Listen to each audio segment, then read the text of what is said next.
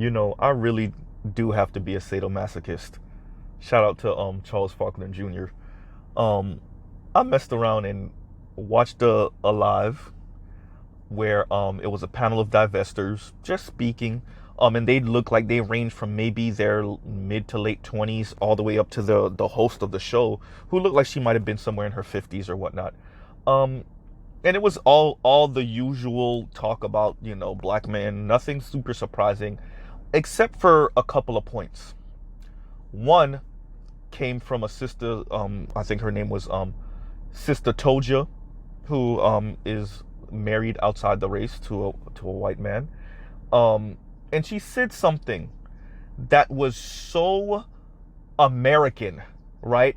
So anti-black. It actually it actually made me pause, which takes a lot for those of us men who have been in this space and we've heard black women just say the most ridiculous, insane, anti-black, misandrous things. It takes a lot for us to actually pause. And she said something that let me know how much of this is about self-preservation and just climbing up the ladder, right? The social and economic ladder. And she said something along the lines of, let's say you do get an exceptional Tyrone. Who wants to worry about whether he's going to be killed by the cops for reaching for his wallet? Who wants to worry if he's going to come home, right?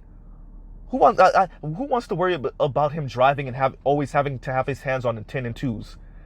And that statement right there lets you know, black men, how much this is about. They just don't want to be around you, and it don't matter how great of a man you are.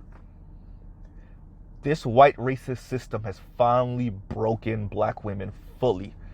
Maybe not all black women. I would even be willing to have a conversation with black women about maybe not even most black women. But a significant chunk of black women have said, screw this. So this goes back to the conversation of a lot of this is not about black men's, air quotes, misbehavior, right? A lot of this is not about black men not being good fathers, black men being horrible husbands or baby daddies, black men being abusive, black men not making enough money. A lot of this is not about that. This white racist system has finally broken a significant portion of black women. This goes back to what Malcolm X was speaking about. What do you expect to come back into your home when you send your children to the enemy to be educated? And it's not just education. It's non-black media. Even if that non-black media has black people on the television show, right? It's non-black media. It's the non-black education system, right? We integrated black people, and this is going to what Martin Luther King said. I fear I integrated my people into a burning house. If you never fix the anti-black system, you never fix the racism, you just integrate black people into that racist society, what do you expect to happen in 2 and 3 generations but for your children to sound like white racist people? And yes, your children, because they're black, they'll often couch it as constructive criticism, tough love, keeping it real, telling one's truth, right? Just stating facts. But in all honesty, what your children are expressing is contempt for other black people, complete rancor, complete. I don't think there's a word in the English language that can properly describe the rage that many black people feel towards other black people. There was another point that was made on that live, and it was the young lady speaking about how growing up her older sister had a poster of Lloyd Banks. For those of you that don't know, Lloyd Banks, the rapper signed to G Unit, had a poster of Lloyd Banks on her wall, and the young lady herself had a poster of the Dawson Creek characters on her wall. And she was speaking about how her older sister was being indoctrinated to find these type of men attractive and whatnot. And it was interesting to hear her say indoctrinated. So let's get this right. You're a black woman who live in an anti-black society. and you have these white dudes on your wall, and fast forward decades later, and you're speaking about black people in this very anti-black way, and it's your sister who's the one that's indoctrinated and not you.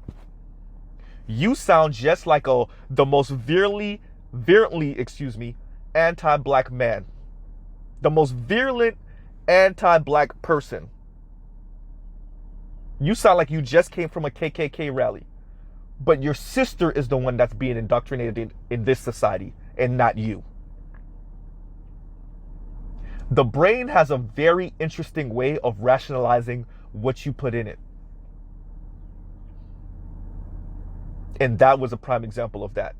And throughout the video, you know, the women are just calling in. Of course, Lexus Exodus was in there. And you just hear, you know, the standard talking points that many of us already know about how horrible black men are and how we're the worst things to ever crawl out the slime. But I want black women who are listening to me to understand what makes this so frightening.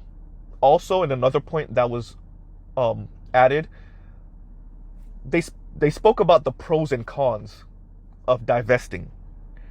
And all the pros were all the things you already know, right? But the cons were very interesting. These ladies openly admitted that you have to be prepared to be alone.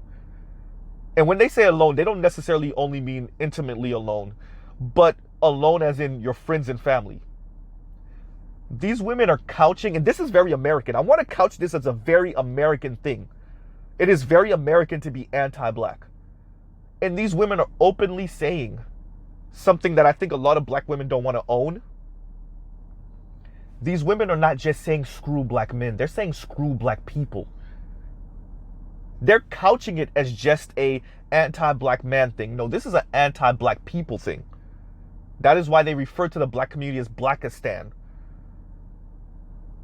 These women are fully prepared to stick the middle finger up at their own family members, the women in their family, because the women in their family don't despise black men, right?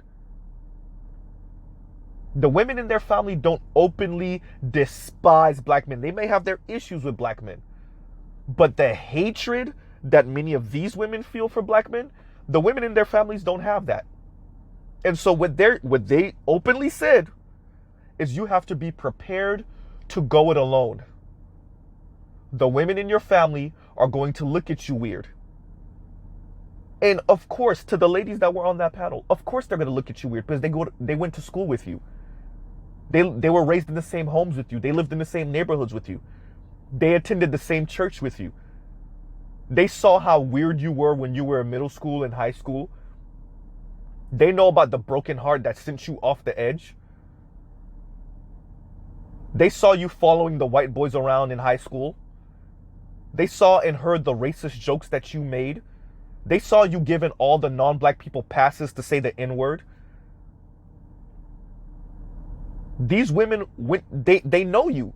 That is why they don't want it. That's why they're perfectly okay with you leaving.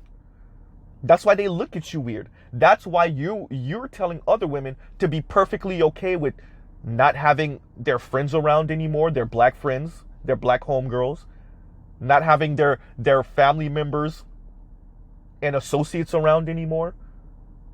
Because everybody knows who you are. In the black community, people know who you are. Y'all can continue to couch this however you want. You're fully a white racist American now, just chocolate dipped. And for some of you, it's going to work. You'll get that non-black man, those mixed, tragic mulatto kids or Blasian kids or Afro-Latino kids. You'll get them. For a few of you, you might actually ride out into the sunset in the suburbs and live happily ever after. For a few of you. But for most, this is nothing. You will get nothing from this. You will be the concubine for non-black men. You might have one or two mixed children from them, but you still won't get a ring. You still won't have that nice house in the suburbs. You still won't be living the extravagant life. And you might not even be living the stable life. Much of the conversation that's happening It's because many of you don't actually know what's going on outside the black community. You just theorize about it. You have these delusions of grandeur when it comes to what's going on outside of the black community. You either don't know or don't care that half of American men, that's not controlling for race, that's across the board, half of American men make $38,000-ish a year or less. Yes, less than $40,000 a year. Half of American men, right? The median household income in America is something like between $67,000 and $70,000 a year. That's two people making $35,000 a year, people. So this glorification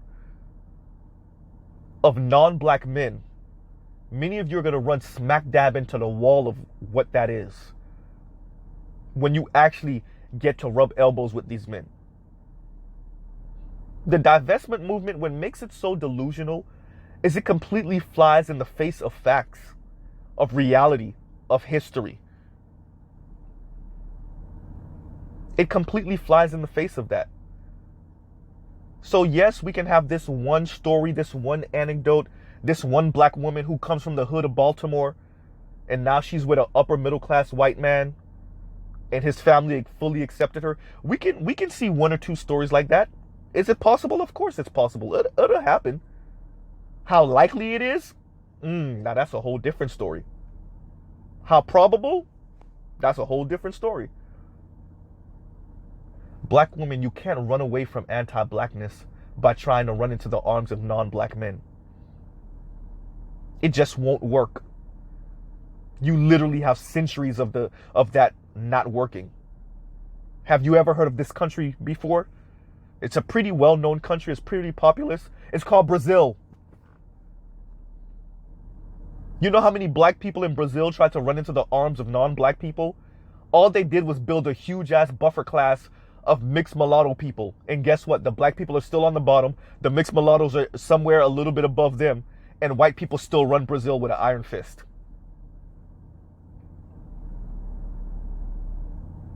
This will not work. There's examples littered all across Latin America of this just not working. If you think the increasingly decreasing population of white people is gonna openly accept black people into their ranks just because you hate other black people, you're sadly mistaken. They will use your children as a buffer class, and your children still won't be able to elevate past that point. It's very interesting to hear black women who seemingly are educated and well-spoken and well-traveled. For the host of the show, she seemed like she was in her 50s. So have some decades behind them, have some years behind them, right? And yet their anger, their rage, and their resentment towards black women and black men is so great that they sound like racist KKK members. Even the host of the show admitted that when she put the topic out on her social media and said, hey, we're going to be talking about divestment, it wasn't just black men who were coming at her, it was also black women. But of course black women were coming at you. Like I said, they grew up with you. They went to school with you. They went to church with you. They partied with you. They lived with you. And quite frankly, these women also work in places that have non-black people, non-black men. They know and understand that the masses of non-black men are just not interested in black women. How do you... And this is one of the reasons why so many black people are saying, well, racism is not an issue and it's not that serious and that's a figment of the black community's imagination. Of course you have to tell yourself that. You have to tell yourself that, because if you admit that this anti-blackness thing is a thing, then it goes without saying that that would mean that the masses of non-black people will not be interested in black people outside of some sexual experience. So one begets the other. You have to tell yourself that this racism thing, this anti-blackness thing, is just an excuse that black men use, or just an excuse that black women use. It's just the crutch that the black community uses. Because now it allows you to be way more free and open to go hunt non-black people for relationships. And I use the word hunt on purpose. Black people have become that delusional, that enraged at other black people, oftentimes for some little heartbreak when you were a child. Much of and this is what the young lady was expressing. Much of these things aren't because you had an uncle that tried to touch you when you were a kid, right? Much of these things aren't because you grew up in the hood and there were bullets whizzing around you every 5 seconds. Does that happen in the black community? Yes. But is that all it is? No. Much of this is just because you're an American and you just want to experience a certain lifestyle. And so for you, speaking anti-black, trying to get yourself into these circles of people that are not black and regurgitate the same racist tropes that they believe in, that to you is the best way to do it. That's the best way to show how American you are. That's the best way to the upper middle class and to the rich life. And for the masses of black women, it won't work. And even for the masses of divestors and swirlers, it won't work. You could divest all your energy, all your money, all your time, even your presence away from black people, and this will not work. And for many of you, you know it in the back of your mind. You know it. Some of you are that delusional, you actually believe that this is going to work for you. But for the masses of you, in the back of your mind, you know this won't work. Your rage and your anger, though, right? One of the young ladies was speaking about how she snaps on strangers occasionally. And when they confront her about it, she's like, I'm healing. Are you healing? You're on a panel full of other women speaking about how black men are trash and divesting from the black community. Not just black men, but from the black community. And you think you're healing by being on the panel with other hurt, broken black people who are speaking trash about black people? You think you're healing? You call that healing. There are YouTubers that are getting famous for other reasons, but in their fame is this advocacy for therapy. And now you see why. These are black people that are living amongst us, that are family members with us, that are associates with us. Some of these people, because we don't know how they think about other black people, they're friends with us, or so we think. And this is them on a panel talking like this, not just about black men, but about black women, about the black community. And some of these black people are your wives. They're your girlfriends. They're the person you're having sex with. They're your younger and older sisters. They're your mothers. And this is what they think about black people, about black men and boys. And I'll end with this. The $10 billion that was given, that's going to be given to black women over the next decade, and that from Goldman Sachs, that $10 billion, now we see how black women got it. If you think those women didn't go into those offices all throughout Washington, D.C., all throughout New York, sounding like this about black men, then you have to be delusional.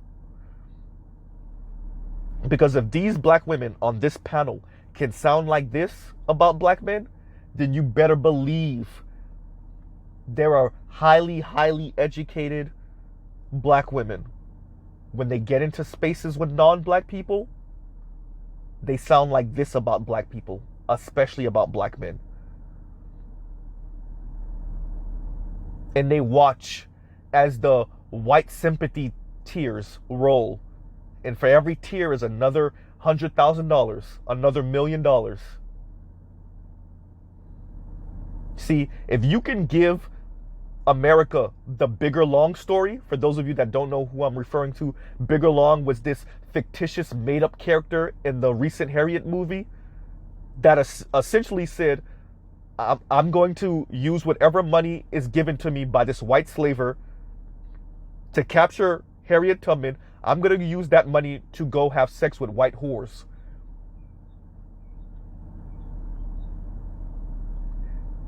And that is the sentiment that is expressed by these black women, that black men are willing to murder and kill, black men are willing to murder and kill black women just to get within sniff shot of non-black women, especially white women.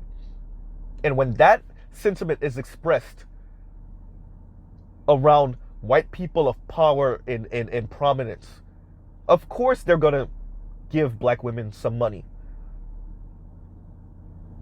Because these particular black women are telling them that black men are monsters, are terrorists in the black community. Black heterosexual men are terrorizing black women and children. Isn't that like the oldest of the old American stories? So no, ladies, you're not doing anything special or exceptional. There's nothing different about you. You're American, and you're just expressing American values in being anti-black, particularly anti-black man. And in that way, there's nothing new about you. There's nothing special. There's nothing historic. You're just an American showing how American they are. Cue the American flag in the background. And I'll pause right there. Y'all let me know what y'all think in the comments.